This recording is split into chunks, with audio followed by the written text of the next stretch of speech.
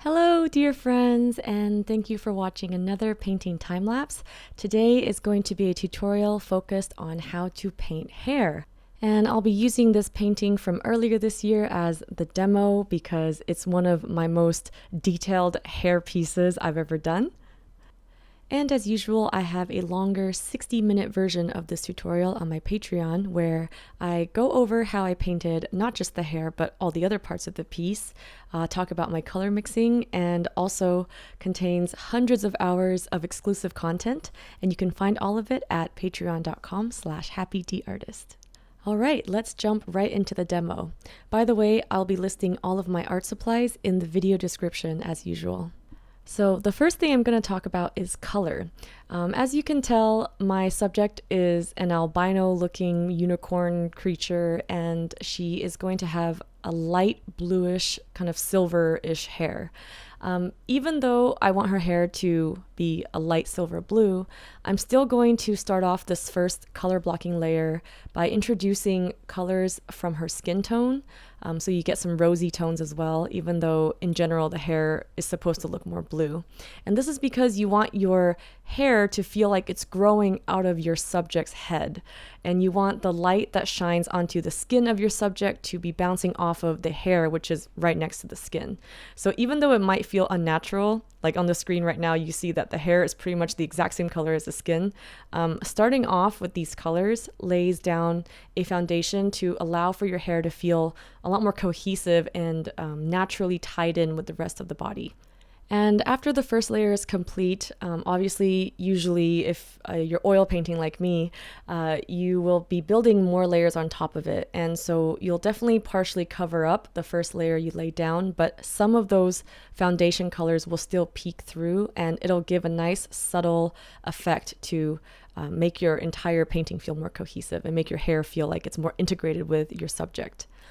Now, this next step is something that I've just discovered through trial and error over the last few years of painting hair, and that is to start off a lot darker than what you want the final product to look like. So I've always wanted my entire subject of this painting to be pale and ghostly.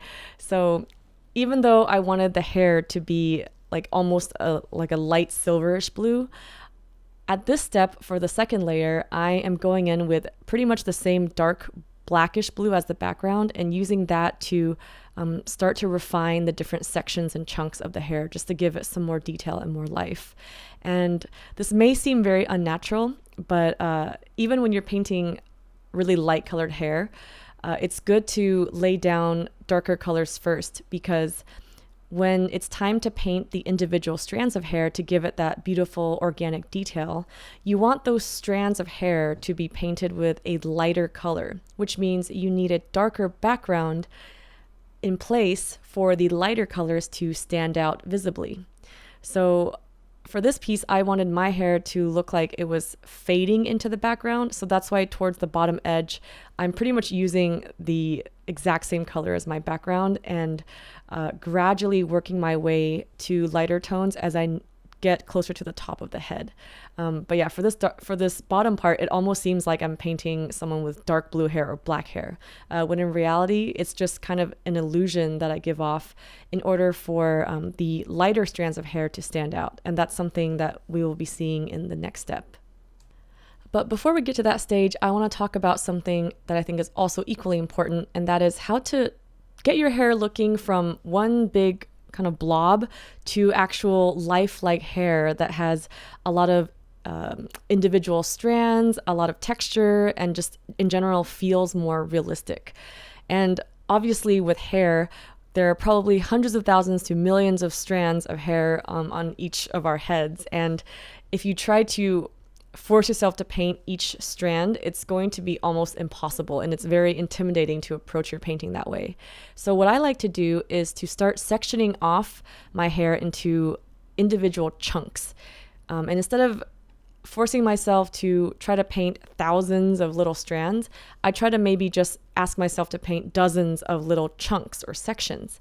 And when you approach it that way, you can also think about how to lay out these sections so that it looks more realistic. I think that subjects that occur in nature, such as humans or animals, usually tend to look a lot more organic and random and asymmetrical. And part of that randomness is shown through messiness. And that's why with my hair, I always like to paint it with different sections crisscrossing, intersecting, things not all flowing in the same direction. I always paint a few random errand hairs that are going against the grain.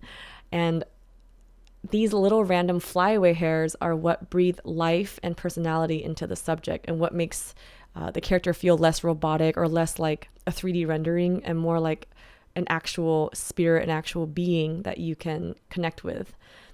And this is the part now where we are reaping the benefits from our darker foundation colors that we laid down earlier, because now that we have a darker foundation, we can see that these lighter strands that I'm introducing in the final finishing touches, they're able to stand out very easily, and there's a lot of focus and attention on them. And those just add so much more layers and dimension, and like I said before, randomness to the subject, which all contribute to help making the subject look more realistic.